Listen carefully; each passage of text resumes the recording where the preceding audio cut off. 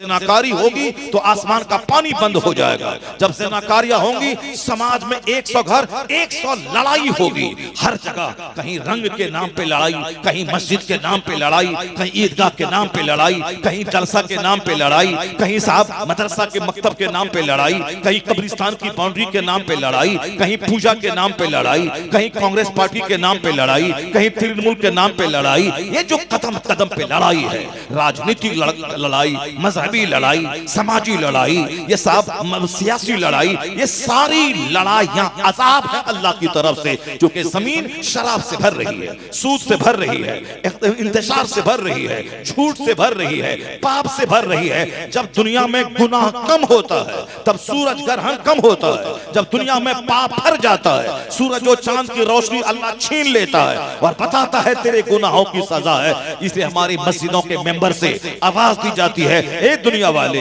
अगर दुनिया में आग लगने से बचाना चाहते हो, सुकून चैन की जिंदगी चाहते हो, तो पाप छोड़ दे, गुनाह छोड़ दे, शराब छोड़ दे, जिना छोड़ दे, माँ बाप की नाफरमानी छोड़ दे, मस्जिदों को वीरान करना छोड़ दे। जुमा का खिताब, ईदैन का खिताब, जलसा सीरत की महफिलों का खिताब ये इंजॉय के लिए नहीं है, ये तफरीक के लिए नहीं है, ये अपने मुसलमानों को खुसूसन और दुनिया वालों को अमूमन ये आवाज दी जाती है।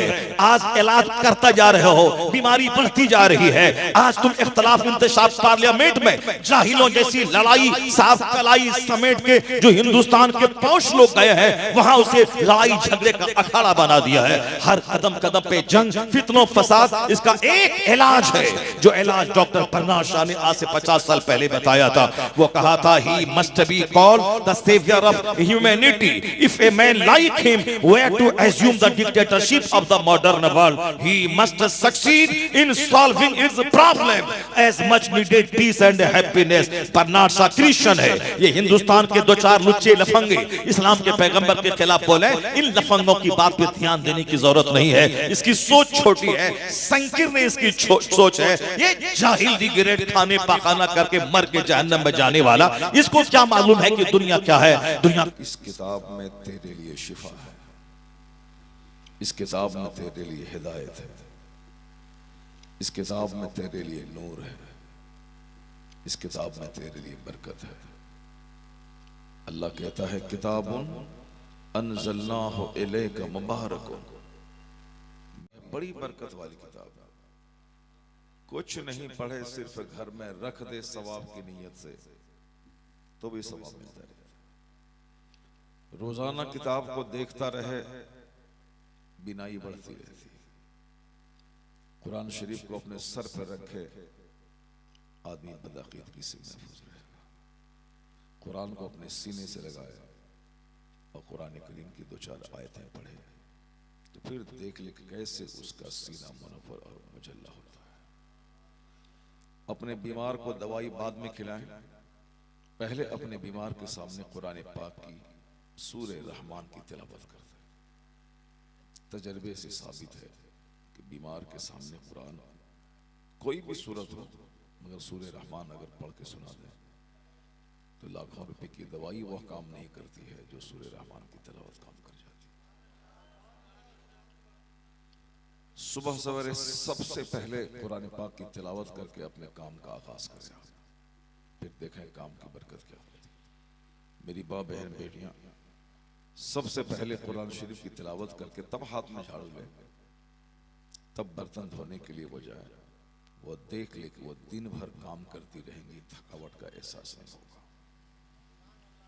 कुरान शरीफ में शिफा है, कुरान शरीफ में बरकत है। लेकिन चूंकि आज हमारे पास अखबार है, कुरान ही नहीं, थोड़ा सा काम करते हैं, थक के चुप हो जाते हैं। 25-30 साल के आगे गए, फौरन चश्मा लगा लेते। बीमारियां सर से लेके पांव तक जकड़ती चली जा रही, मायूसियां जिंदगी में सर से लेके पांव तक आदमी को घेरती जा रही है। पूरी दुनिया में डिप्रेशन का मर्ज बढ़ रहा है, डिप्रेशन का मर्ज बढ़ रहा है। डिप्रेशन का मतलब, उनके पास फॉर्च्यूनर है, मेरे पास नहीं है, मैं किसी लायक नहीं, उनके पास खूबसूरत मकान है, मेरे पास नहीं है, मैं किसी लायक नहीं हूं। मायूसियत,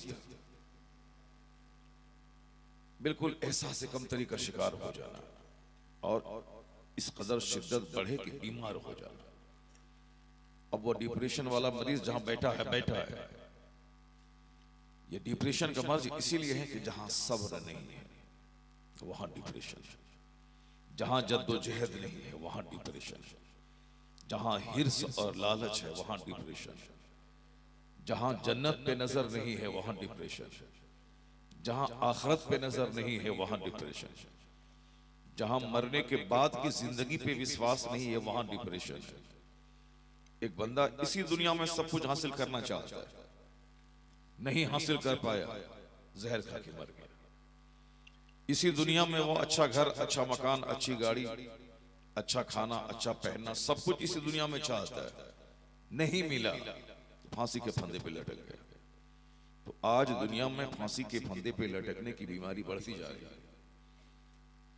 स्टूडेंट्स कॉलेज में खुदकुशी कर रहे हैं, काश्तकार लोग फसल नहीं पैदा हुई वो खुदकुशी कर रहे हैं,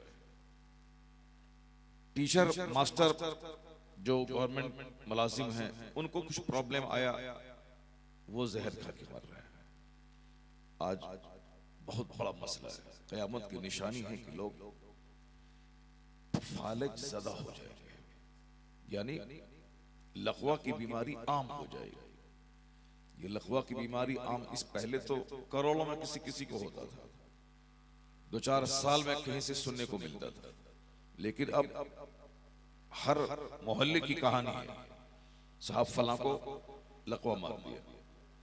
फालिज की बीमारी जब आम होने लगे तो समझ जाएं कि क़यामत करीब आने वाली है, दुनिया का विनाश होने वाला है। ये फालिज की बीमारी होती है कब? जब आदमी का ब्लड प्रेशर या तो बहुत हाई हो जाता है या आदमी का ब्लड प्रेशर बिल्कुल लो हो जाता है, तब फालिज की बीमारी होती है। इस मर्ज के बढ़ने का कारण यह होगा कि लोगों का अकीदा आखिरत के मामले में कमजोर हो जाएगा। लोग सब कुछ यहीं हासिल करना चाहेगा, मरने के बाद की जो एक जिंदगी है अपार समंदर की माने, वहां के बारे में सोचना छोड़ दो। पैगंबर आज़म अलैहिस्सलाम ने जो कहा तो आप सुनिएगा, मगर जिसने ये संसार बनाया है, जिसने इस यूनिवर्स की रचना की है, जिसने इस कायनात की तख्लीक की है, जिसने इस दुनिया को बनाया है, बगैर खंभे के है ये आसमान, इतना वसीओ गरीज आसमान कि आइंस्टाइन जैसे वैज्ञानिक ने कभी कहा था कि 10 लाख साल आदमी को उम्र मिल जाए फिर भी कायनात के एक और छोर का पता नहीं लगा पाएगा।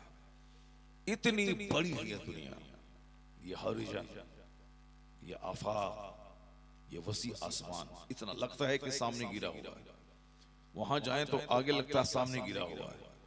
बगैर खंभे के ये आसमान जिसने बनाया है, जिसने इस आसमान को सूरज और चांद और सितारों से सजाया है, ये परतदार आसमान, 7 तबक वाला आसमान, एक एक आसमान की मोटाई 500 बरस बंदा चलता रहे तो एक आसमान की मोटाई, बीच में 500 बरस मुसाफिर के चलने के बराबर खला, फिर दूसरा आसमान।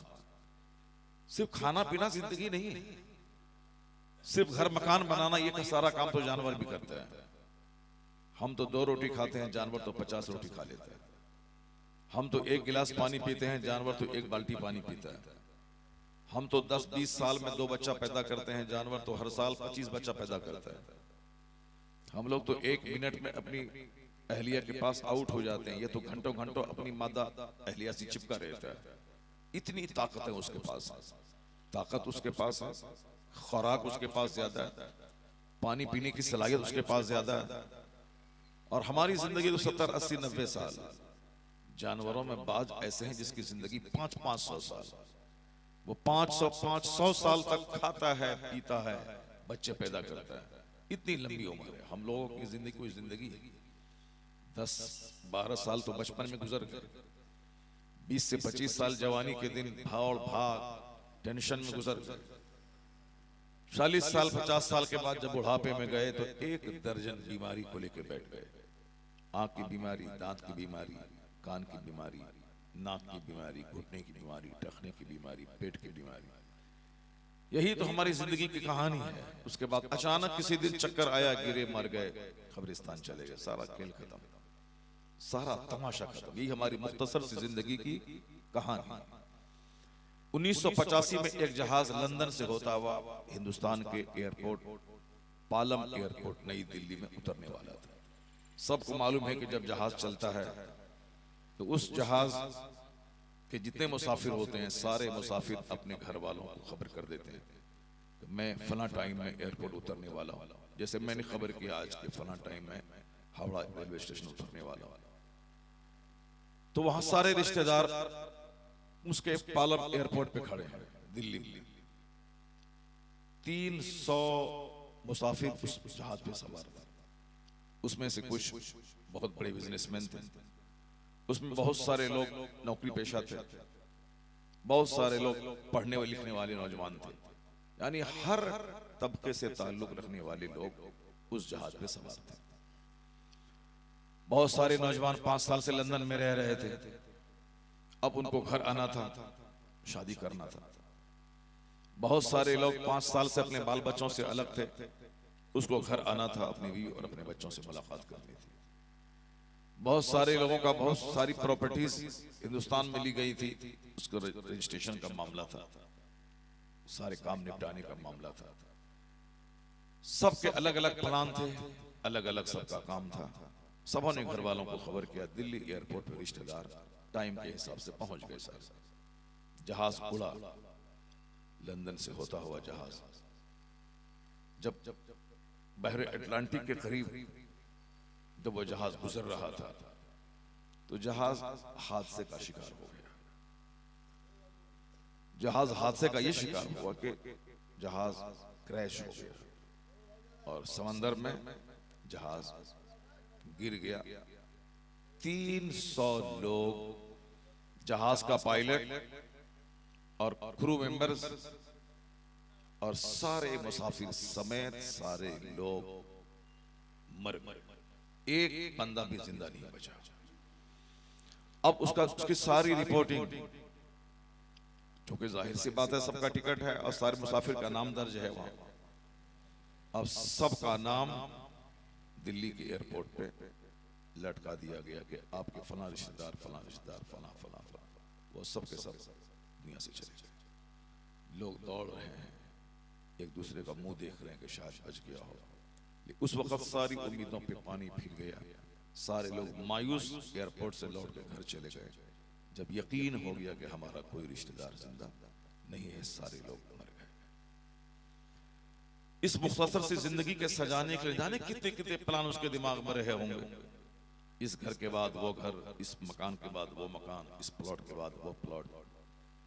सारी तमन्नाएं धरी रह गई। मौत ने जिंदगी का खात्मा कर दिया। न जी भर के बच्चों के पास रह पाए, न जी भर के अपने घर में रह पाए, न जी भर के अपने दोस्त और यारों के साथ वक्त गुजार सके, चले गए। अब आखिर कौन है वो जो हमारी मर्जी के खिलाफ काम करता है? मैं चाहता हूं कि 500 साल जिंदा रहूं, 50 साल भी जिंदा नहीं रह पाता हूं। मैं चाहता हूं कि मैं 2-4 शादी कर लूं, कुंवारे में मौत आ जाती है। मैं चाहता हूं कि हमारे बेटे जवान हो जाए, मेरा पार्टनर बन जाए, मेरे साथ मिलकर काम करें, ढेर सारी दौलत में जमा कर लूं। मगर औलाद होने से पहले या तो मैं मर जाता या मेरी बीवी मर जाती। आखिर हम चाहते कुछ है और हो जो कुछ जाता है। हम चाहते हैं कि मैं यहां से बंबई गया, 5 साल के अंदर मैं अरबपति बन जाऊं, लेकिन जो भी पूंजी थी सारी पूंजी खत्म हो गई, सड़क छाप हो गई। मैं चाहता हूं कि सामने वाले आदमी का मुकाबला करूं, मगर नहीं कर पाता हूं। आखिर कौन है जो मेरी मर्जी के मुताबिक जीने नहीं देता? कौन है जो मेरी मर्जी के मुताबिक काम होने नहीं देता? वो अपनी चलाता है। मैं चाहता कुछ हूं और हो कुछ जाता है। वो कौन है? हजरत मौला अली कहते हैं, अरफ तो रब्बी बेफस्खिल अज़ाइन, मैं अपने रब को पहचान लिया कि कोई मेरा खालिक, मेरा मालिक, मेरा रब है। जब मेरे इरादे टूट जाते हैं, मेरे मंसूबे मिट्टी में मिल जाते हैं, मेरा सारा प्लान धरा का धरा रह जाता है। मैं चाहता कुछ हूं और हो कुछ जाता है। तो वही तो मैं समझ गया कि मेरा कोई खुदा है जो मेरी नहीं बल्कि वो अपनी चलाता है। और इसी को कुरान शरीफ में कहा गया है कि इन्नहु अला कुल्लि शैइन कदीर, वो हर चीज पर कादिर है। वो वही करता है जो वह चाहता है। वही है जो गर्मी के बाद जाड़ा बरसात लाता है। वही है जो बारिश के मौसम के बाद सर्दी का मौसम लाता है। वही है जो कड़ाके की ठंड देता है। वही है चिलचिलाती धूप देता है। वही है जो गरीब के बच्चे को अरबपति बनाता है। वही है जो बादशाह के बेटे को भिखारी बनाता है। वही है जो सेहतमंद आदमी को बीमार बनाता है। वही है जो बीमार को सेहतमंद बनाता है। वही है जो जलीलों को इज्जत देता है। वही है जो इज्जतदारों को जलील करता है। कौन है? कुलिल्लाहुम्मा मालिकल मुल्क तुतिल मुल्क मन तशा व तनज़िउल मुल्क मिम्मन तशा व तुइज़्ज़ु मन तशा व तुज़िल्लु मन तशा बियदिकल खैर इन्नका अला कुल्लि शैइन कदीर। सारे बादशाहों का बादशाह वो खुदा, जिसे चाहता है हुकूमत देता है और जिससे चाहता है छीन लेता है। जिसे चाहता है इज्जत देता है, जिसे चाहता है जलील करता है। कुछ लोग कहते हैं कि नहीं साहब, हुकूमत पहले जमाने में छीनी जाती थी। हिंदुस्तान मुल्क था, अंग्रेजों ने अटैक किया, कलकत्ता में कंपनी डाली, धीरे धीरे प्रोग्रेस करते करते 300-400 साल के अंदर अंदर अंग्रेजों ने पूरे भारत पे कब्जा कर लिया। यह पुराने जमाने में ऐसा हो गया, इस जमाने में ऐसा नहीं होगा। लोग कहते हैं इस जमाने में ऐसा नहीं होगा। वक्त बदल गया, लोग जाग गए। अब ऐसा नहीं होगा कि दूसरों का मुल्क है और हम गए, हमला किए, कब्जा कर लिए। अब नहीं होगा, गलत बात है। पहले ऐसा होता था कि ईरान के लोग इंडिया आ गए, कब्जा कर लिया। अफगानिस्तान के लोग हिंदुस्तान आए, कब्जा कर लिया। ब्रिटेन इंग्लैंड के लोग इंडिया आए, कब्जा कर लिया। साहब रूस वाले बढ़े, कब्जा कर लिया। यानी एक दूसरे पे कब्जा करते थे। लोग कहते हैं नहीं, ये वैज्ञानिक जमाना, पहले जमाने में घोड़े पे काम होता था, इसीलिए घोड़े पे लोग आते थे। टेक्नोलॉजी नहीं थी, मोबाइल नहीं था, कंप्यूटर नहीं था, तो कोई किसी मुल्क पे कब्जा कर लिया। इस जमाने में नहीं होगा। लेकिन आपने देख लिया, बाजू में बांग्लादेश है। बांग्लादेश में एक हुकूमत करने वाली किस कदर बड़ा बड़ा प्लान बनाया हुआ था। ये मेरा घर, ये मेरा बेटा, ये मेरे बच्चे लंदन में पढ़ते हैं, ये मेरा करोड़ों खरबों का अपना आशियाना, ये मेरे पलंग पे कोई गरीब आके रौंदेगा पांव से, कभी सोची तक नहीं थी। मेरी अलमारी को कोई खोलेगा, ये कभी सोची तक नहीं थी। मेरा घर पुलिस नहीं आ सकती है तो आम आदमी कैसे आएगा? लेकिन इस टेक्नोलॉजी के जमाने में, इस कंप्यूटर साइंस के जमाने में, इस पूरी दुनिया के ग्लोबल विलेज बनने के जमाने में, 200 से शायद ममालिक की तंजीम के जमाने में, जब एसोसिएशन है यूनाइटेड स्टेट्स साहब, आज तंजीम है अक़वाम मुत्तहिदा की, अब उस तंजीम के सारे लोग उससे जुड़े हैं। नाटो की तंजीम है, 10-20-25 लोग इससे जुड़े हुए हैं। सार्क की तंजीम है, साउथ एशियन कंट्रीज की। अब साहब ये लोग इस गुट में हैं। गुट की मौजूदगी में बांग्लादेश इस शासक को कुर्सी छोड़ना पड़ा, गली में आना पड़ा, और इस तरह से विद्रोह हुआ कि गली कूचे का पढ़ने लिखने वाला लड़का, उसने पूरे बांग्लादेश पे कब्जा कर लिया। और जिनके बाप दादा सिंहासन पर बैठे थे और एक लंबी हिस्ट्री जिसकी रही बादशाहत की, प्रधानमंत्री बनने की, आज उसे मुंह छुपाने की जगह नहीं मिल रही।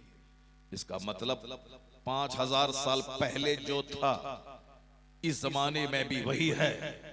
पहले वही कानून था, अल्लाह जिसे चाहता है हाकिम बनाता है और जिसे चाहता है भिखारी बनाता है। वही अल्लाह आज भी है, जिसे चाहता है हुकूमत देता है, जिससे चाहता है छीन लेता है। सारा इख्तियार उसी रब्बे आला के पास है।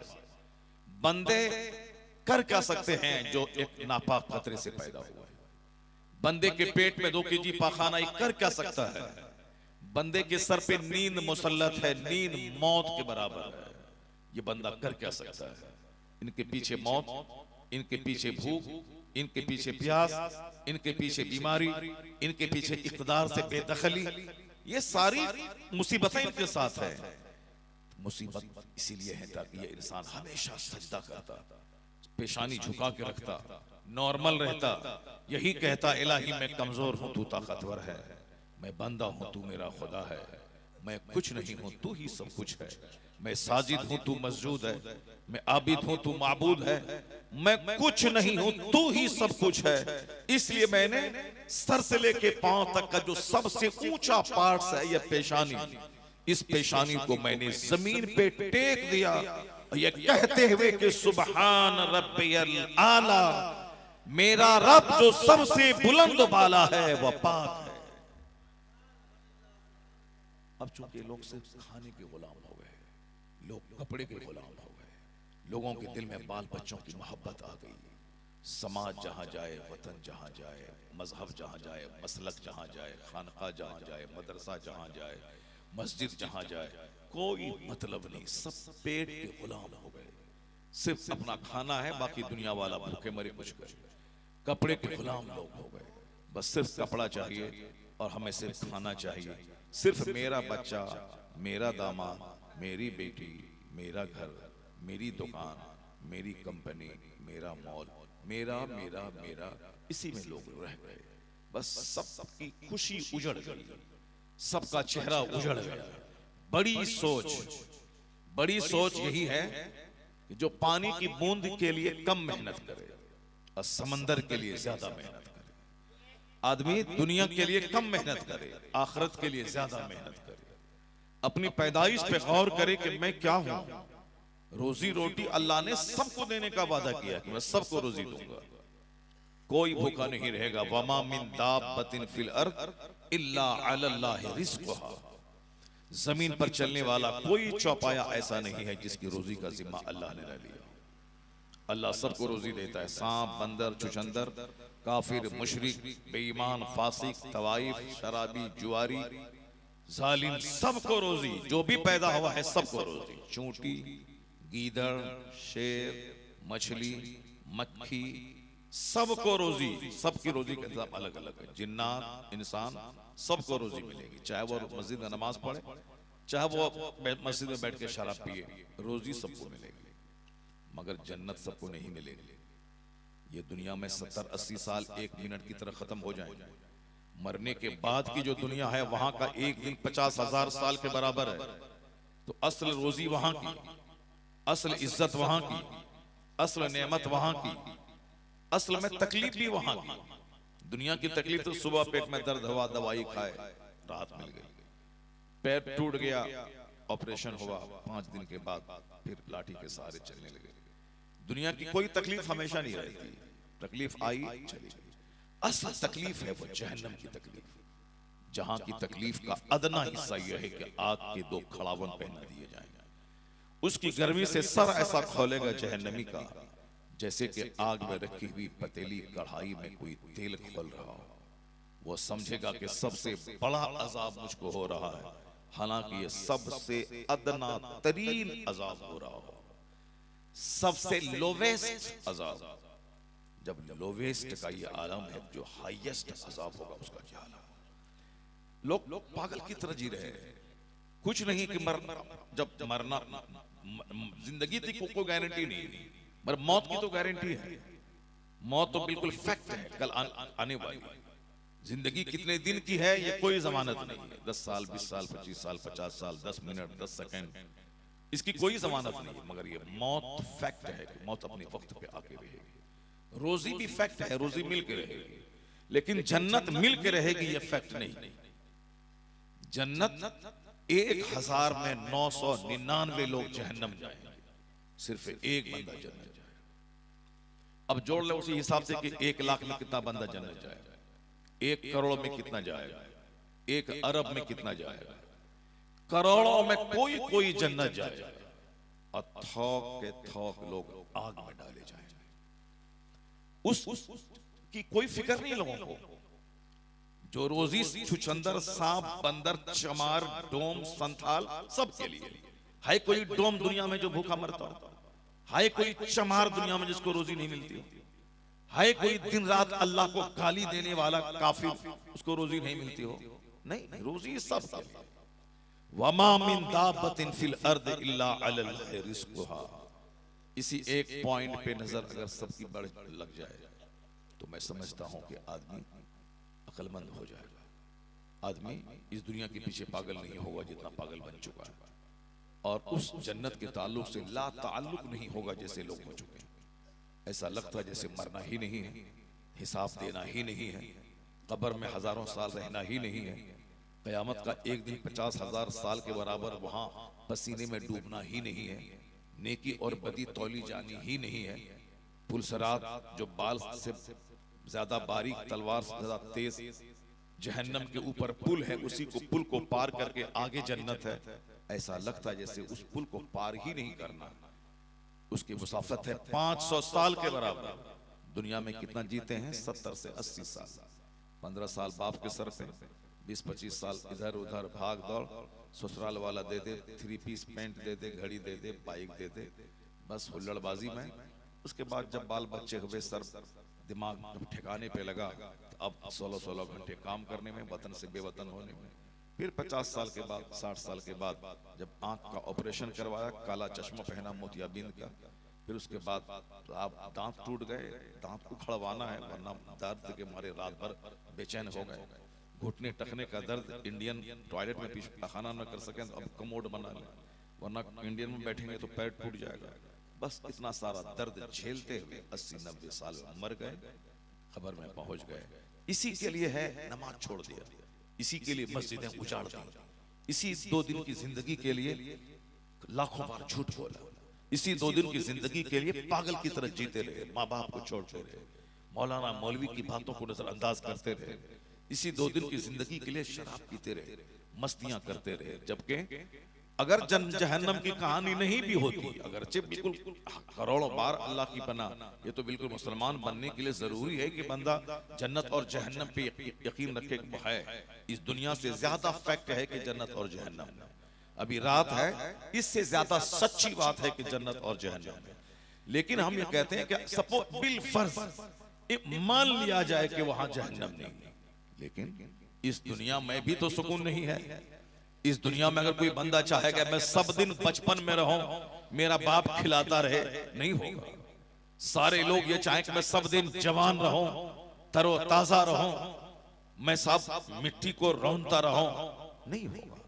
सब चाहे कि मैं सब दिन यहां जिंदा रहूं, एक लंबी मुद्दत तक मैं मौज मस्ती करता रहूं, नहीं होगा। इसका मतलब है कि मैं चाहता हूं कि लंबी जिंदगी गुजारूं, नहीं गुजारता हूं। जवानी हमेशा नहीं रहने वाली, जब बचपन हमेशा नहीं रहने वाला है, जवानी हमेशा नहीं रहने वाली है, सर के काले बाल हमेशा नहीं रहने वाले हैं, हाथ पांव में जवानी में जो साफ ताकतें हैं वो बुढ़ापे में कपकपाहट में बदलने वाली है।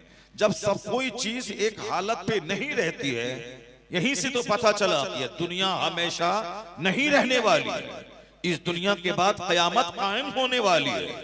तो जिसने इस दुनिया को इस कदर वेल मेंटेन्ड, वेल मैनेज्ड, जिस तरह से दुनिया को बनाया है, सारी चीजें बिल्कुल अंदाजे और ठिकाने पे हैं, पता चलता है कि वही रब है जो इस दुनिया के बाद उस दुनिया में बंदों से हिसाब लेगा कि बता दे तू जवानी कैसे गुजारी, तू बुढ़ापा कैसे गुजारा, तुमने रात कैसे गुजारी, तुमने दिन कैसे गुजारा, तुमने माल कहां से कमाया, तुमने माल किस रास्ते में खर्चा किया, तुमने इल्म कितना हासिल किया, उस इल्म पे तुमने कितना अमल किया, ये तो सारा हिसाब होके रहेगा। ये बदलने वाली दुनिया का सारा सिस्टम बताता है कि आखिरत हक है, इस दुनिया से ज्यादा फैक्ट है। ये दुनिया बताती है कि इसके बाद आखिरत आने वाली है, ये काम की दुनिया है और आने वाली दुनिया में हिसाब होने वाला है। अब कोई पागल बोले कि हम जवान, हम सब दिन जवान रहेंगे, बूढ़ा नहीं होंगे, तो उससे तो जबान लगाना मुश्किल है, बात करना मुश्किल है। कोई बोले कि नहीं नहीं मेरा बाल काला हमेशा रहेगा, तो उससे तो बात करना मुश्किल है। कोई बोले कि नहीं नहीं मैं बीमार कभी नहीं पड़ूंगा, तो ऐसे अहमकों और ऐसे गधों से तो बात करनी मुश्किल है, जो इतना भी नहीं समझता है कि दुनिया बदलने वाली है, यहाँ से सारी चीजें बदलने वाली हैं। इसीलिए दुनिया को फना है, आज नहीं कल तो दुनिया जाने वाली है। अब कल जब दुनिया खत्म होने वाली है, फिर उसके बाद कौन सी दुनिया आने वाली है, वहां क्या होने वाला? ऐसे कि मर गए, मिट्टी में मिल गए, सड़ गए, गल गए? नहीं, सड़ गए गल गए ऐसा नहीं होगा। जो अल्लाह पानी के एक नापाक कतरे से मुझको पैदा कर सकता है। हमारे बाप के रीढ़ की हड्डी, माँ की सीने की हड्डी से पानी का कतरा निकला, और वो कतरा माँ की शर्मगाह से होता माँ की बच्चादानी में पहुंचा। अब वो ब्लड 40 दिन तक नुत्फा अपनी असल हालत पे रहा। अगले 40 दिन के बाद लोथड़ा बना। अगले 40 दिन के बाद उसमें नाक नक्शे का ढांचा तैयार हुआ। अगले 40 दिन के बाद उसमें जान डाली गई। 120 दिन के बाद बच्चे में जान पड़ती है। 120 दिन, 40 डेज एक हालत में ब्लड नुत्फा, अगले 40 डेज खून का लोथड़ा, अगले 40 डेज स्ट्रक्चर ढांचा, नाक नक्शा, हाथ पांव, अगले 40 डेज के बाद उसमें जान डाली गई। अब बच्चा 6 महीने के बाद पैदा होने के मूड में रहता है। 9 महीना होते होते बच्चा दुनिया में आने के लायक बनता है, फिर वह माँ के शिकम से पैदा होता है। जो अल्लाह पानी के एक कतरे से इंसान बना सकता है, वो अल्लाह पैदा मरने के बाद दोबारा जिंदा करके उसके हिसाब लेने पर कादिर है, उसके पूछने पर कादिर है। फल यंजुरिल इंसानु मिम्मा खुलिक़ मिन माइन दाफ़िक़ यख़रुजु मिन बैनि सुल्बि वत्तराई। A man should consider in his creation. Quran में आया है कि आदमी को अपनी पैदाइश पे गौर करना चाहिए कि मैं पैदा हुआ कैसे हूं, मैं पैदा हुआ कैसे हूं। और वह पानी का एक कतरा जो जंप करता हुआ निकलता है बाप की रीढ़ की हड्डी, माँ के सीने की हड्डी से, उससे ये इंसान पैदा हुआ। अल्लाह कहता है इन्नहु अला रजइही लक़ादिर, अल्लाह दोबारा तुम्हें पैदा करने पर कादिर है। तुम्हें मौत हो देगा, फिर तुम्हें जिंदा करके हिसाब लेगा। मिनहा खलक़नाकुम व फीहा नुईदुकुम व मिनहा नुखरिजुकुम तारतन उखरा। जो हम लोग मिट्टी देते हैं अपने मुर्दों को, उसमें क्या कहते हैं? मिनहा खलक़नाकुम। दूसरी बार लिया व फीहा नुईदुकुम, तीसरी बार लिया व मिनहा नुखरिजुकुम तारतन उखरा। क्या मतलब हुआ? यह इंसान इसी मिट्टी से बना है, हम इसी मिट्टी से पैदा किए, फिर इसी मिट्टी में तुमको वापस लौटाएंगे, मरने के बाद कब्र में पहुंचाएंगे, फिर उसी मिट्टी से तुमको निकालेंगे और तुमसे हिसाब किताब लेंगे और तुमसे पूछेंगे कि तुमने जवानी किस काम में गुजारी, तुमने बुढ़ापा किस काम में गुजारा, तुमने माल कहां से कमाया, कहां खर्च किया। पागलों से कुरान मुखातब नहीं है। वमा यज़्ज़करु इल्ला उलुल अलबाब। कुरान कहता है नसीहत कबूल करते हैं अक्ल वाले। इन फी ज़ालिका लआयातिन लिउलिल अलबाब। अनडाउटेडली इन दीज वर्सेस अलैहिस्सलाम इस कदर बाहया थे कि जैसे कुंवारी लड़कियां बाहया होती हैं, उससे भी ज्यादा हयादार मुस्तफा जाने रहमत की जिंदगी थी। सरकारे दो इस कदर बाहया थे कि आपका कपड़ा या घुटने को कभी कभी नहीं खुला, आपके जिस्म अक़दस पे नाफ के नीचे कभी कपड़ा नहीं सरका। अकाली साहब इतने बाहया थे कि जो कपड़ा बदलते हुए आपको किसी ने नहीं देखा। आप अकाली सलाम इस कदर बाहया थे। कुंवारी हमेशा निगाहें आपकी झुकी रहती थी जमीन की तरफ। अगर किसी को देखना होता था कनखियों से देखा करते थे, आंख से आंखें लड़ा के बातें मुस्तफा कभी नहीं फरमाते थे। हमेशा निगाहें आपकी झुकी रहती थी। बस खाना पीना, अब हम भी यूज्ड हैं, बीवी भी यूज्ड है, तो बच्चा कैसा पैदा होगा? जैसी जमीन जैसा बीज वैसा बच्चा। हालत इतनी खराब हो, बच्चे जोकर, बच्चे लोफर, बच्चे साहब माँ बाप के नाफरमान, बच्चे समाज के लिए कष्टदायक। ये जो गुंडा, मवाली, कमीना, चुट्टा, ये लखेरा, बदतमीज, बेहया, सानी, शराबी, जुआरी, ये जो बच्चे पैदा हो रहे हैं आज, समाज जो जोकरों से, जुआरियों से भरा हुआ है, इसमें बहुत हद तक कसूर माँ बाप का है। जिस माँ बाप ने ऐसी फसल पैदा की, ऐसा बच्चा जन्म दिया, जिस माँ बाप ने ऐसे बच्चों को दुनिया में दिया।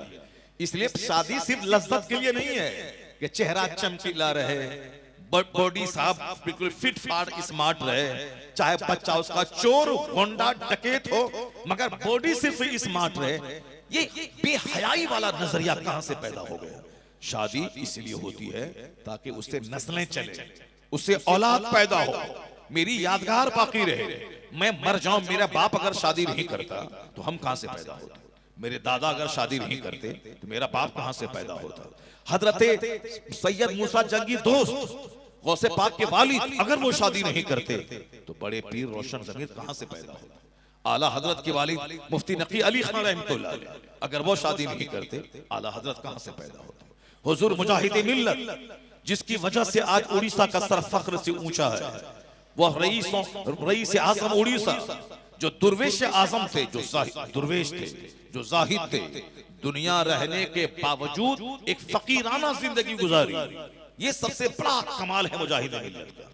आज उस फकीर के दरवाजे पे लाखों की भीड़ लग रही है। किसकी भीड़ लग रही है? मकान, दुकान, बेटा, बेटी, फैक्ट्री, कारखाना, मॉल, ये प्लॉट, वो प्लॉट, ये जो भीड़ लग रही है उनसे मुजाहिद मिल्लत में, जो 1-2 लाख लोगों की जो भीड़ लग रही है, 4-4 लाख लोगों की भीड़ लग रही है। आप कहते हैं अरे साहब क्या बात है, मुजाहिद मिल्लत का दरबार सजा है, 5 लाख लोग उसमें आ गए, ये सब के सब साहब अच्छे नेक लोग हैं, ये सब के सब दुनियादार लोग हैं। वह लोग जो मुजाहिद मिल्लत के आस्थाने पे जाके ये दुआ करे, इलाही मुजाहिद मिल्लत के ज़ुहद का वास्ता है, इनकी दुर्वेशी का वास्ता है, इनकी खिदमत दीन का वास्ता है, इनकी सादगी का वास्ता है, मुझे भी सिंपल बना दे, मुझे इनकी नमाज की अदायगी का, बेटा के लिए, बेटी के लिए, बेटी की नौकरी के लिए, बेटे की शादी के लिए, सामने वाले प्लॉट की खरीदारी के लिए अक्सर लोग इसीलिए जा रहे हैं। जाहिद के दरवाजे पे दुनिया की भीख मांगी जा रही है, दुर्वेश के दरवाजे पे साहब बादशाहत की भीख मांगी जा रही है। जिसने दुनिया को तर्क कर दिया, उनके दरवाजे पे दुनिया की हवस की भीख मांगी जा रही है। इसके आगे और क्या रह गया? वरना बुजुर्गों के आस्थाने पे ताला का क्या मतलब है? बुजुर्गों के आस्थाने पे धागे का क्या मतलब है? बुजुर्गों के आस्थाने पे साहब एक वक्त की नमाज नहीं पढ़े, ना जाते ना आते ना वहां रहते हुए, क्या मतलब है इसका? यही मतलब है। मतलब यही था कि नहैतुकुम अन ज़ियारतिल क़ुबूर, मैंने कब्रों की ज़ियारत से तुमको रोका था, मगर अब मैं कहता हूं फज़ूरूहा फ़इन्नहा तुज़हिदु फ़िद दुनिया व तुज़क्किरुल आखिरह। अल्लाह के रसूल कहते हैं कब्र पे हाजिरी दिया करो, देने से क्या होगा? आखिरत याद आएगी, दुनिया की चाहत घटेगी। ये उर्स का मतलब हुजूर ने समझाया कि दुनिया की चाहत घटेगी, आखिरत की तैयारी का शौक पैदा होगा, आखिरत याद आएगी। जब उनकी कब्र पे जाएंगे तो आखिरत याद आएगी। जब कब्र पे जाएंगे तो दुनिया की जो ढेर सारी तमन्ना दिल में है, वो तमन्ना सारी घट जाएगी। जब ये नहीं रहे तो मैं कैसे रहूंगा? अब ये जहां पहुंचे वहां मुझे भी जाना है, अब मुझे दुनिया में हल्का फुल्का रहना है। ये इतने बड़े आलिम, इतने बड़े साहिब, इतने बड़े मुफ्ती, इतने बड़े आलिम रब्बानी, इन्होंने दुनिया को अपने करीब नहीं आने दिया, तो फिर अब मैं भी दुनिया से मैं भागता रहूंगा, जरूरतन दुनिया लूंगा, इसके आगे नहीं लूंगा। ये जियारतें इसीलिए थी ताकि ज़ुहद की कैफियत पैदा होती। अब वहां मिन्नत का धागा है, ये प्लॉट में ले उसके लिए ताला है, वो सामने वाली बिल्डिंग में खरीद लूं 50 करोड़ में, उसके लिए ये धागा है, ये सामने वाला घर बिक रहा है, वो हमारे सामने है, मेरे लिए बहुत मुफीद है गाड़ी छगड़ा लगाने के लिए, उसके लिए मिन्नत का तागा है। जिस दिन वो घर मिला, अब ये तागा खुलेगा, ये ताला खुलेगा, चाबी खुलेगी जब तक वो घर न मिल जाए, अब वो ताला खुलेगा। 10 रुपए का बताशा 10 करोड़ रुपए की मुरादें मांगी जा रही हैं, 10 रुपए का शक्कर पाला अब 10 करोड़ के प्लाट की मुरादें मांगी जा रही है। न नमाज है, न अखलाक है, न आदाब हयात है, न बुजुर्गान दीन की जिंदगी की कोई नकल है, बस सिर्फ एक दुनिया की हवस है जो दरगाहों की तरफ ले जा रही है। चाहे दुनिया जहां से मिल जाए, कुछ दिनों के बाद अगर पता चले कि फला पंडित के पास जाने से दौलत मिल जाती है, लोगों की कमी नहीं रहेगी वहां भीड़ लगाने वालों की, कि वहां से दुनिया मिलती वहां लोग चले जाएंगे। पहले जमाने में मगरिब के बाद काफिरों की, मुशरिकीन की औरतें बच्चों को लेकर रहती थी। एनी बड़ी, कोई भी नमाजी हो, नहीं मौलाना मौलवी पीर फकीर नहीं, कोई भी नमाजी हो, चाहे ठेला चालक, रिक्शा चालक, दिन भर ईंट ढोने वाला मजदूर, अली बा तक ना आता हो, बिस्मिल्लाह भी नहीं पढ़ना आता हो, सुबहान रब्बियल आला भी नहीं कहना आता हो, कुछ नहीं, नमाज पढ़ के निकला है, मेरे बच्चों पे फूंक दें, नमाजी फूंक देंगे मेरा बच्चा अच्छा हो जाएगा। हजारों हिंदुओं की औरतें अपने बच्चों को लेकर मस्जिदों के दरवाजे पर खड़ी रहती थी। आज से 25 साल पहले जिस मस्जिद में मैं इमामत करता था, रोजाना 1 दर्जन से ज्यादा छोटे छोटे बच्चे अपने छोटे छोटे भाई बहन को लेकर, औरतें अपने पोते नवासी को लेकर सब खड़ी रहती थी। बाबा फूंक दीजिए, बाबा फूंक। कोई भी नमाजी सबके सामने यह फूंका, उनका विश्वास था कि मेरा बच्चा अच्छा हो जाता। जाहिर सी बात है, जो बंदर छुछंदर को पूछता है वो फूकेगा तो वहां अच्छा कैसे होगा? जो खुदा को सजदा करके आया गया है वो थूक दे बिस्मिल्लाह करके तो शिफा मिल जाएगी। ये नमाजी सुभान रब्बियल आला करके मस्जिद से बाहर निकला। इतनी इज्जत हमारी थी, लोग हमारे, लेकिन अखीर जमाने में जिस जमाने से हम गुजर रहे हैं आया है कि लोग इस कदर अंदर से खोखले हो जाए, अंदर से खोखले हो जाए। इसको चाहिए क्या? दुनिया। अब दुनिया जहां से मिले वो चले जाएंगे। वयुबीउद्दीनहु बिअरदिन मिन दुनिया। हदीस में आया है कि आदमी दुनिया के बदले में अपना दीन बेच डालेगा। सुबह मोमिन रहेगा, शाम काफिर हो जाएगा। वयुस्बिहु मोमिना वयुमसी काफिरा। सुबह लोग रहेंगे मोमिन, शाम काफिर हो जाएगा। नौकरी आदमी को काफिर बना देगी, लड़की का चेहरा आदमी को काफिर बना देगा। ये जो कहते हैं कि साहब फला मुसलमान की बेटी फला काफिर के साथ भाग गई, ये ईमान की कमजोरी। हुजूर ने 1400 साल पहले का अखीर जमाने में आदमी सुबह मुसलमान रहेगा, शाम काफिर हो जाएगा, शाम मुसलमान रहेगा, सुबह काफिर हो जाएगा। ये मिशकात पढ़िए, आका फरमाते युस्बिहु मुमिना व युमसी काफिरा। सुबह करेगा मुसलमान होकर, शाम काफिर हो जाएगा। ये 4 बच्चे की माँ सामने टेलर मास्टर के साथ भाग गई अभी कुछ दिन पहले।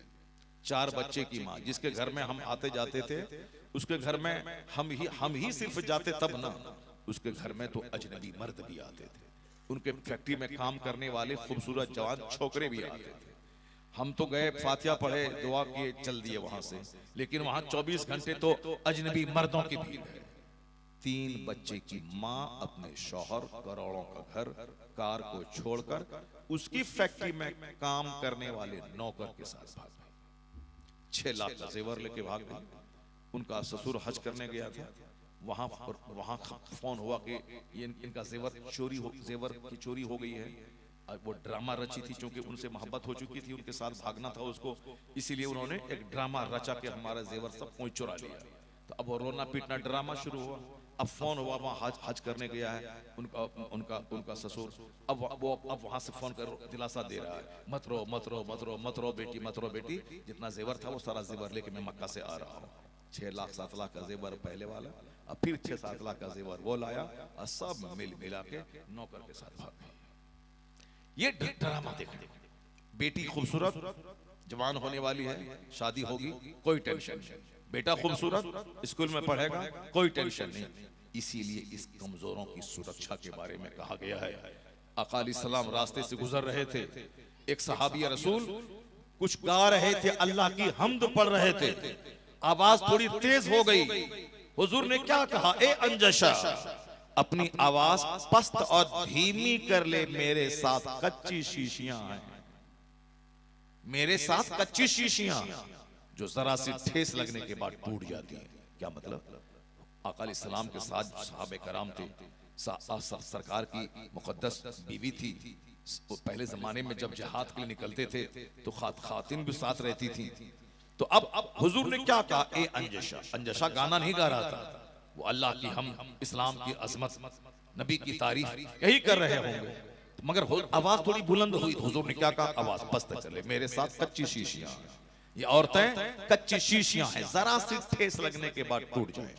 जो कच्ची शीशी है, एक डब्बा मिठाई का इसके ईमान को लूट लेता है, एक नाक का झुमका इसके ईमान को लूट लेता है, एक मुस्कुराहट इसके ईमान को लूट लेती है, एक खूबसूरत सा थोड़ा सा स्मार्ट चेहरा इसके ईमान को लूट लेता है।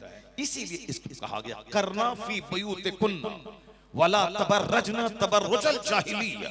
कौन कहा? जो हमारा पैदा करने वाला, जो मर्द और औरत को पैदा करने वाला, जो पैदा करने वाला है उसको ना मालूम है कि दुनिया कैसे चलेगी, दुनिया में कैसे रहेंगे लोग, औरतों की क्या कमजोरी है, मर्दों की क्या कमजोरी है। जो बनाने वाला है मर्द औरत का, उससे ज्यादा मर्द औरत को कौन जानेगा? पैदा करने वालों को मालूम है कि ये मर्द की क्या कमजोरी है, औरत की क्या कमजोरी है, इसके अंदर क्या क्वालिटी है, इसके अंदर क्या क्वालिटी है। जब पैदा करने वाला कह रहा है करना फी बुयूतिकुन्ना वला तबर्रजना तबर्रुजल जाहिलिया, ए औरतों अपने घरों में ठहरी रहो, अपने घरों में रुकी रहो। तुम्हारा काम नहीं है खेत में हल जोतना, तुम्हारा काम नहीं है 5 मन गेहूं बोरे में उठाना, तुम्हारा काम नहीं है ट्रैक्टर चलाना, तुम्हारा काम नहीं है पायलट बनना, तुम्हारा काम नहीं है समंदर में गोता लगा के मोती निकालना, तुम्हारा काम नहीं है कुल्हाड़ी लेकर लकड़ियां फाड़ना, तुम्हारा काम नहीं है खेत में कोदाल चलाना। तुम्हारा काम क्या है? तुम और मर्दों की तस्कीन के लिए पैदा हो गए हो, तुम तवालुदो तनासुल के लिए पैदा हो गए हो, तुमसे औलाद का सिलसिला जारी होगा, तुम खेतियां हो, तुम घर को जन्नत नुमा बनाओ, तुम बच्चा पैदा करने वाली हो, तुम औरतों मर्दों को सुख पहुंचाने वाली हो, घर को जन्नत नुमा बनाने वाली हो।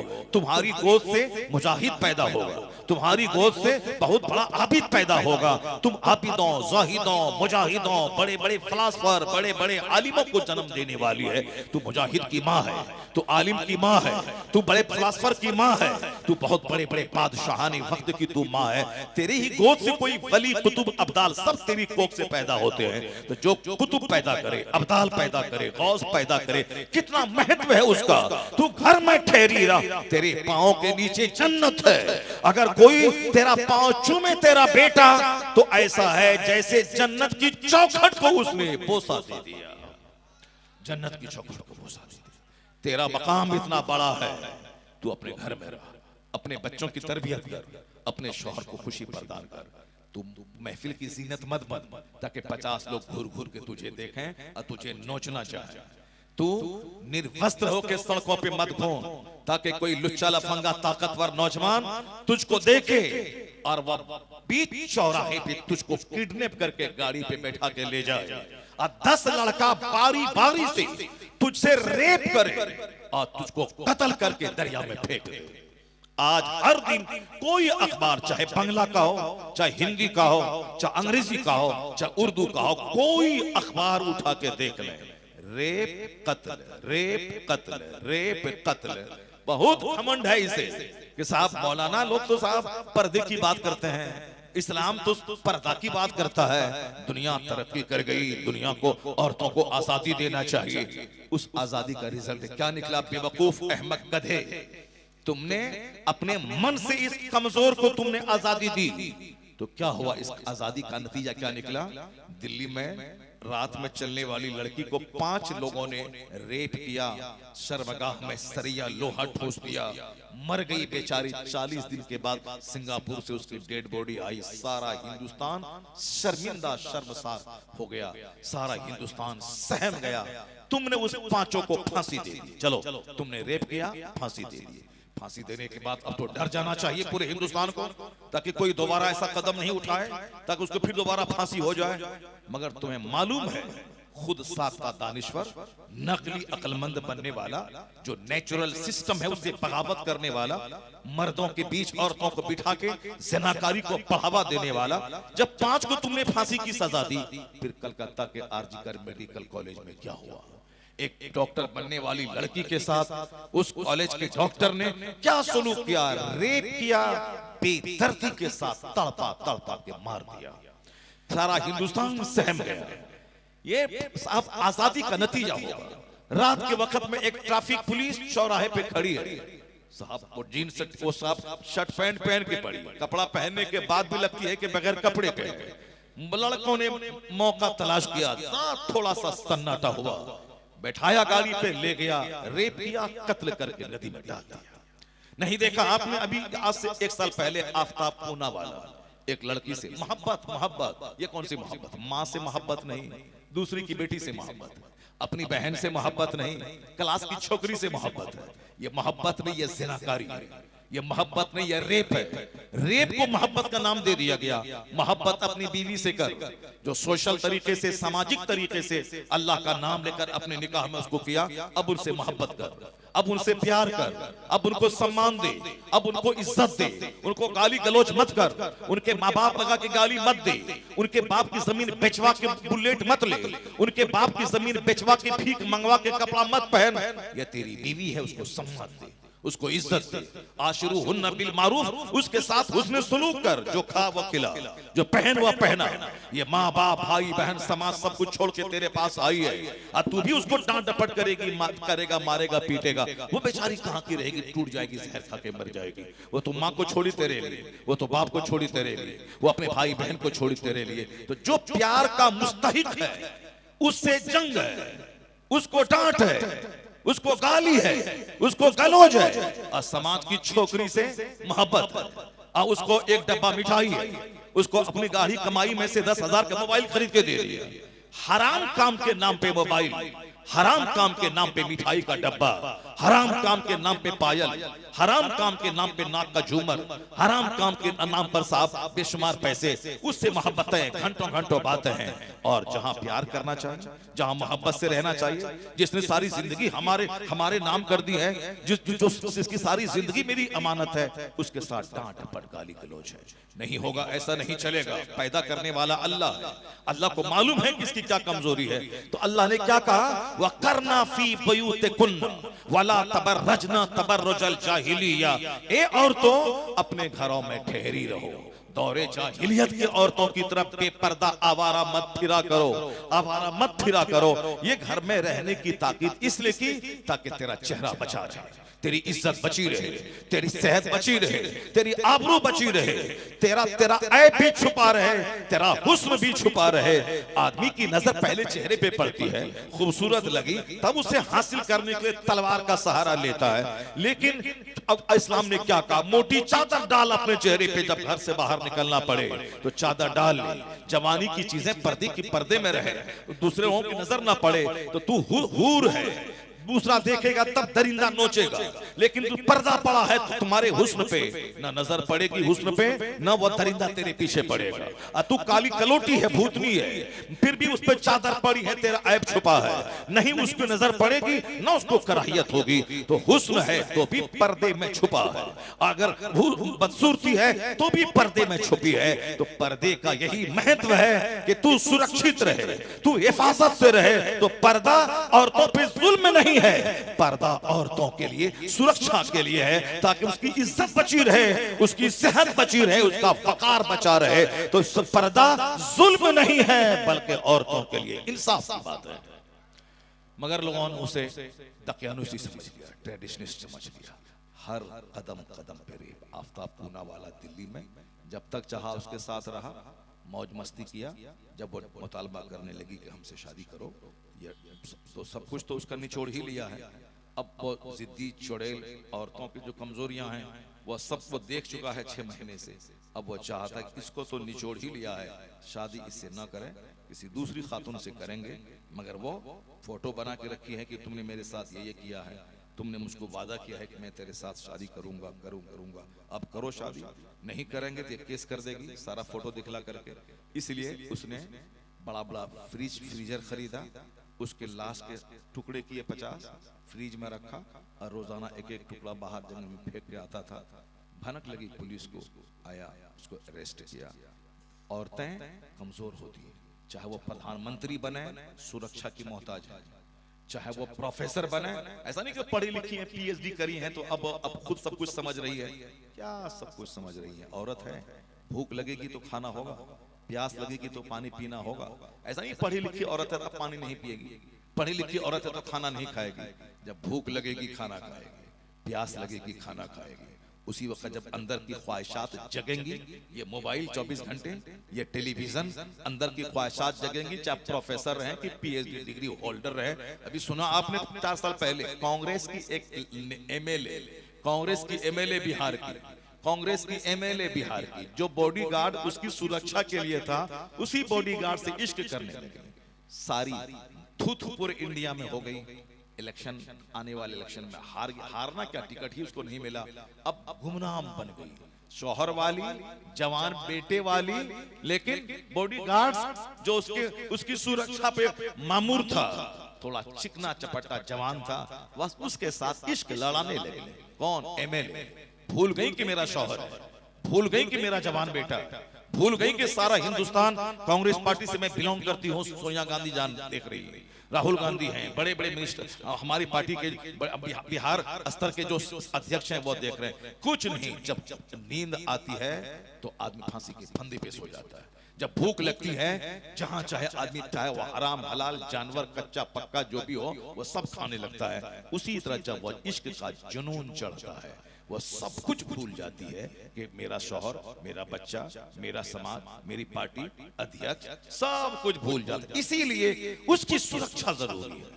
ये इतना कमजोर है, उसकी सुरक्षा जरूरी है। तो अल्लाह जो पैदा करने वाला, उसी ने कहा कुल्लिल मोमिना यगदुदना मिन अबसारिहिन्ना, ए हबीब मुसलमान औरतों से कह दीजिए निगाहें नीची रखिए।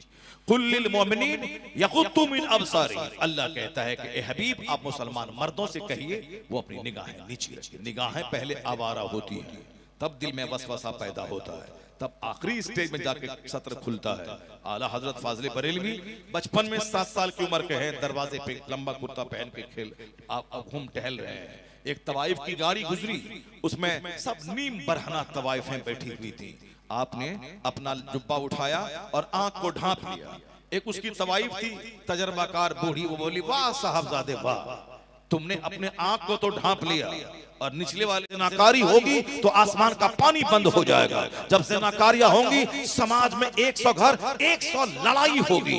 हर जगह कहीं रंग के नाम पे लड़ाई, कहीं मस्जिद के नाम पे लड़ाई, कहीं ईदगाह के नाम पे लड़ाई, कहीं जलसा के नाम पे लड़ाई, कहीं साहब मदरसा के मकतब के नाम पे लड़ाई, कहीं कब्रिस्तान की बाउंड्री के नाम पे लड़ाई, कहीं पूजा के नाम पे लड़ाई, कहीं कांग्रेस पार्टी के नाम पे लड़ाई, कहीं तृणमूल के नाम पे लड़ाई। ये जो कदम कदम पे लड़ाई है, राजनीतिक लड़ाई, मजहबी लड़ाई, समाजी लड़ाई, ये सब सियासी लड़ाई, ये सारी लड़ाइयां अजाब है अल्लाह की तरफ से, जो कि जमीन शराब से भर रही है, सूद से भर रही है, इंतशार से भर रही है, झूठ से भर रही है, पाप से भर रही है। जब दुनिया में गुनाह कम होता है तब सूरज ग्रहण कम होता है। जब दुनिया में पाप भर जाता है, सूरज और चांद की रोशनी अल्लाह छीन लेता है और बताता है तेरे गुनाहों की सजा है। इसलिए हमारी मस्जिदों के मेंबर से आवाज दी जाती है, ए दुनिया वाले, अगर दुनिया में आग लगने से बचाना चाहते हो, सुकून चैन की जिंदगी चाहते हो, तो पाप छोड़ दे, गुनाह छोड़ दे, शराब छोड़ दे, जिना छोड़ दे, माँ बाप की नाफरमानी छोड़ दे, मस्जिदों को वीरान करना छोड़ दे। जुमा का खिताब, ईदैन का खिताब, जलसा सीरत की महफिलों का खिताब, ये इंजॉय के लिए नहीं है, ये तफरीक के लिए नहीं है, ये अपने मुसलमानों को खुसूसन और दुनिया वालों को अमूमन ये आवाज दी जाती है।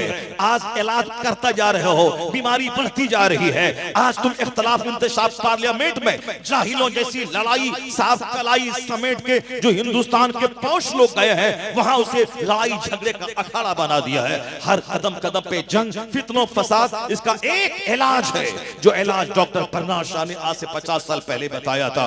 वो कहा था, he must be called the saviour of humanity. If a man like him were to assume the dictatorship of the modern world, he must succeed in solving its problem as much needed peace and happiness. Bernard Shaw Christian है। ये हिंदुस्तान के 2-4 लुच्चे लफंगे इस्लाम के पैगंबर के खिलाफ बोले, इन लफंगों की बात पे ध्यान देने की जरूरत नहीं है। इसकी सोच छोटी है, संकीर्ण इसकी सोच है। ये जाहिल दी ग्रेड खाने पाखाना करके मर के जहन्नम में जाने वाला, इसको क्या मालूम है कि दुनिया क्या है, दुनिया का फलसफा क्या है, मकसद हयात क्या है। बर्नार्ड शॉ पढ़ा लिखा क्रिश्चियन, जिसके पांव की धूल के बराबर ये जोकर नहीं है। वो बर्नार्ड शॉ क्या कहता है? वो कहते हैं मुस्तफा सिर्फ मुसलमानों के मुहाफिज नहीं, वो तो मानवता के रक्षक का नाम है, इंसानियत के मुहाफिज का नाम है। वो कहते हैं अगर दुनिया के सारे लोग मुस्तफा के गुलाम हो जाएं, उनका मार्गदर्शन अपनी जिंदगी में अपना लें, उनके बताए हुए रास्ते पे चलें, उनको अपना लीडर तस्लीम कर लें, तो दुनिया के सारे मसाइल का हल निकल आएगा। जो अमन और खुशी लोग चाहते हैं वो दुनिया वालों को मिलती चली जाए। He must be called the savior of humanity. If a man like him were to assume the dictatorship of the modern world, he must succeed in solving its problems as much needed peace and happiness. जो peace और happiness लोगों को चाहिए वो कायम हो जाएगी, क्योंकि सरकार अल्लाह का भेजा हुआ नुमाइंदा है, अल्लाह का पैगंबर, अल्लाह का रसूल है। उन्होंने यही ज़ाब्ते हयात लेके वो दुनिया में आए हैं। औरत कैसे रहे, मर्द कैसे रहे, उसकी क्या राइट्स और ड्यूटीज हैं, इसकी क्या राइट्स और ड्यूटीज हैं, सबकी जिम्मेदारी अलग है। मर्द के चेहरे पे दाढ़ी है, इसके लिए इसमें भलाई है। अगर ये मुंडे तो इसमें इसके फिजिकल नुकसान है। औरत के चेहरे पे दाढ़ी नहीं है, उसमें उसकी सेहत के लिए भला है। अगर दाढ़ी निकल जाए निस्वानियत के लिए खतरा है। तो मर्द के लिए अलग, औरत के लिए अलग। औरत के चेहरे में अट्रैक्शन और कशिश रखा गया है, उनके बदन में कमजोरी रखी गई है, और मर्द के चमड़े को मजबूत बनाया गया है, मर्द के सीने को मजबूत बनाया गया है। या मर्द के जिम्मे औरत के मेहर की रकम रख दी गई है कि तुम उनको अल्लाह के नाम पे अपने लिए जो हलाल करते हो उसके बदले में तुमको देना होगा पैसा, इतना सोना, इतना चांदी, इतना पैसा, कम ज्यादा से ज्यादा अपनी सलाहियत के मुताबिक माल दो। यह माल औरत की पूंजी है। और मर्द हो तो माफ मत करवाओ, वो तो कमजोर और कमजोर का काम है।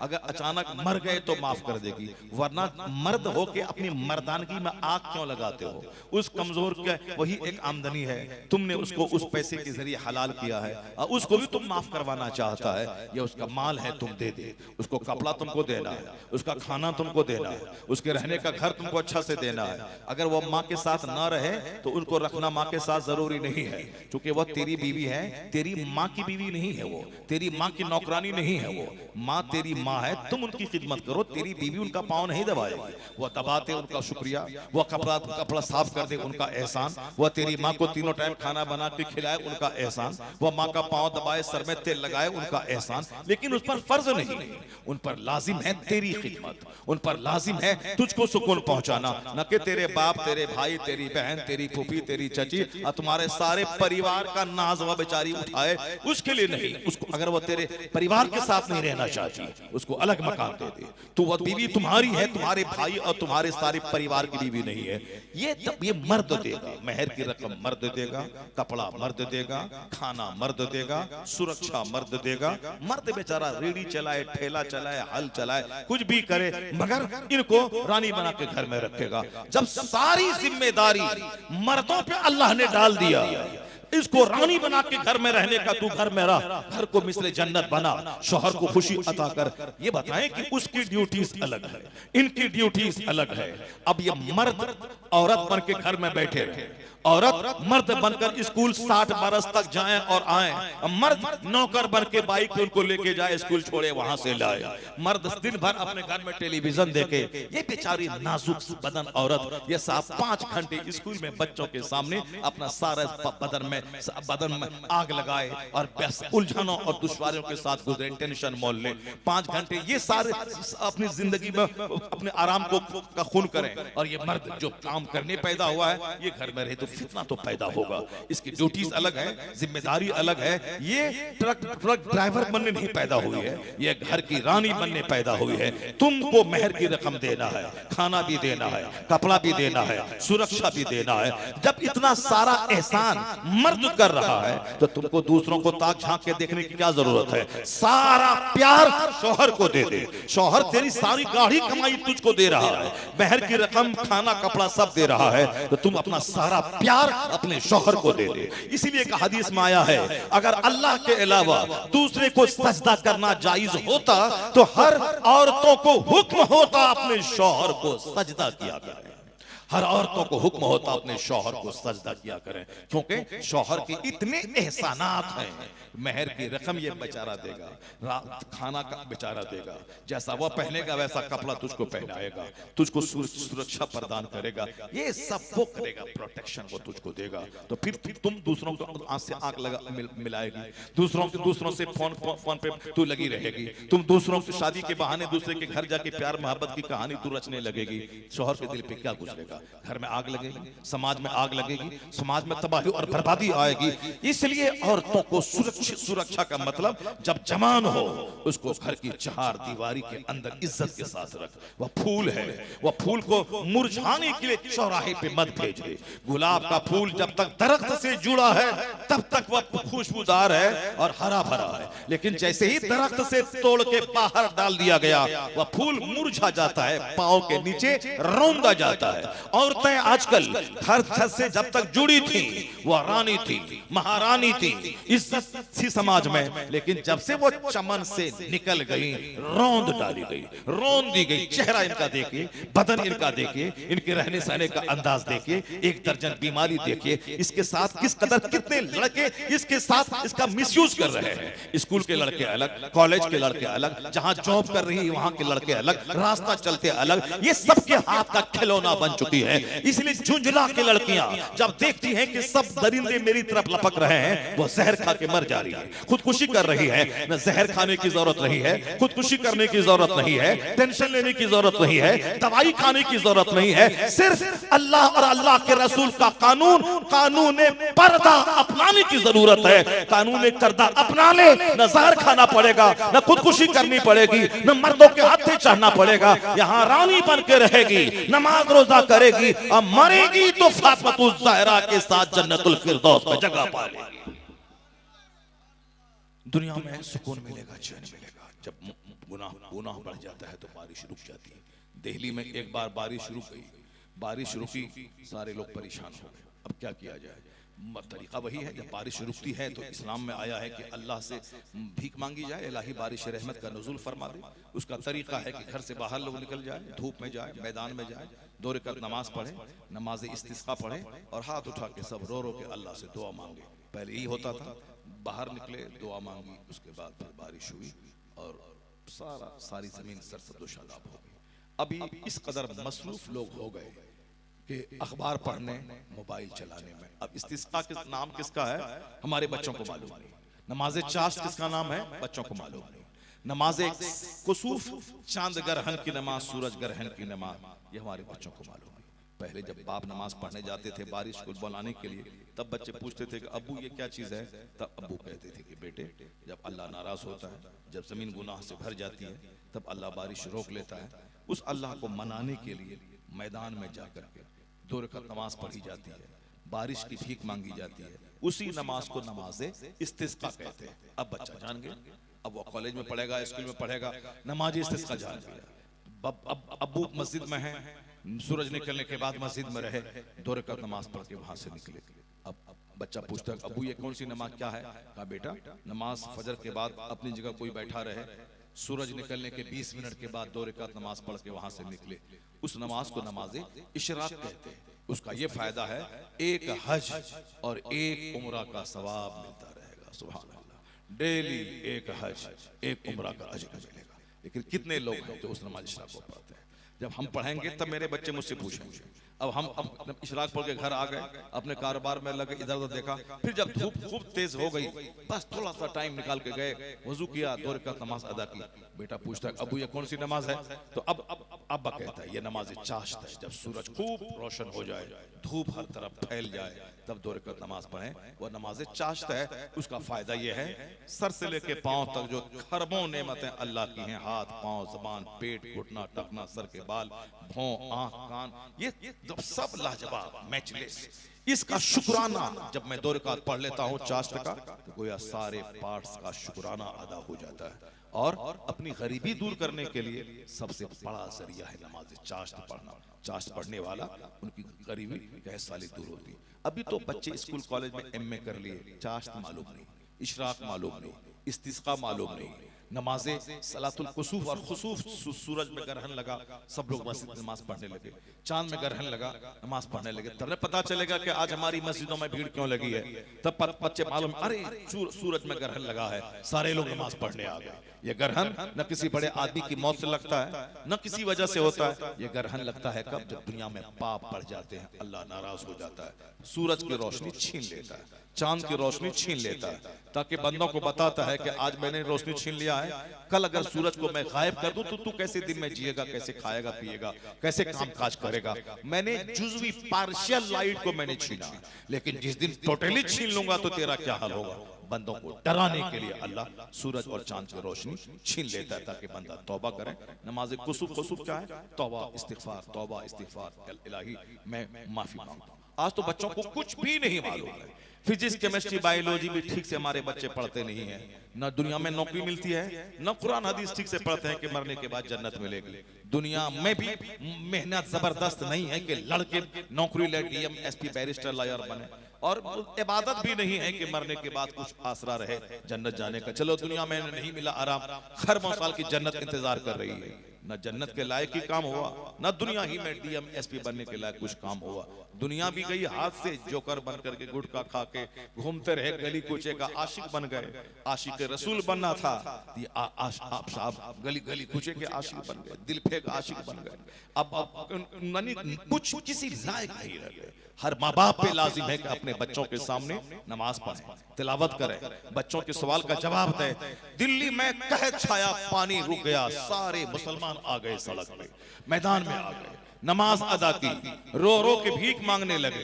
हालांकि पहले ऐसा होता था कि नमाज पढ़ते थे, नमाज पढ़ते पढ़ते बारिश हो जाती थी, नमाज पढ़ के वहां से निकले रास्ते में बारिश हो जाती थी। लेकिन उस बार दिल्ली में इत्तेफाक से हजारों मुसलमान सड़क पे निकले, बारिश नहीं हुई।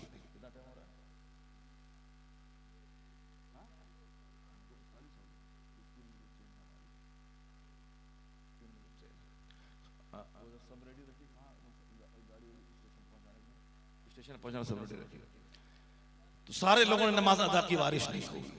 अब बारिश नहीं हुई। उस जमाने में दिल्ली में एक बुजुर्ग थे, सूफी निजामुद्दीन अबुल मुअय्यिद।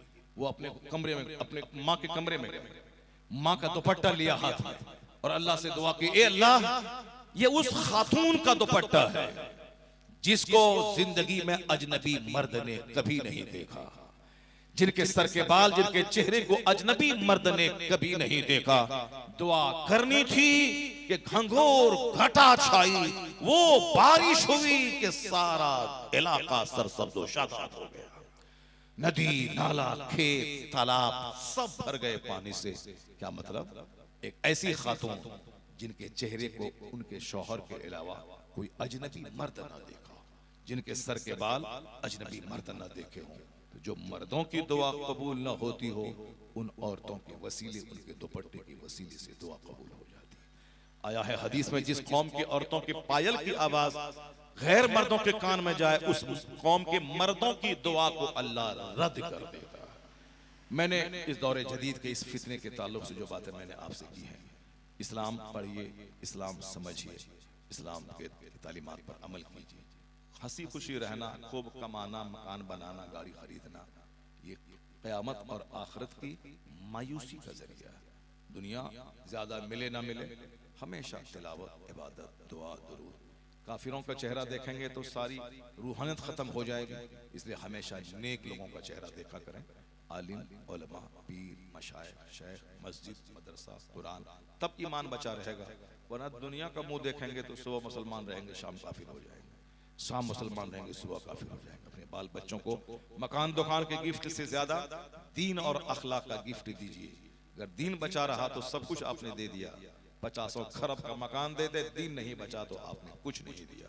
सबसे बड़ा तोहफा आपकी तरफ से औलाद के लिए है, उसको दीनदार बना दीजिए, नमाजी बना दीजिए। अपने बाल बच्चों को पर्दे में रहने की ताकीद कर दीजिए कि मोहम्मद से वफा तूने तो हम तेरे हैं, ये जहाँ चीज़ है क्या लौहो कलम तेरे। अल्लाह ताला हमारे बाल बच्चों को नेक बनाए, हमें अपने बाल बच्चों की तरबियत की तौफीक अता फरमाए। आमीन। व आखिर दाअवाना अनिल हम्दुलिल्लाहि रब्बिल आलमीन।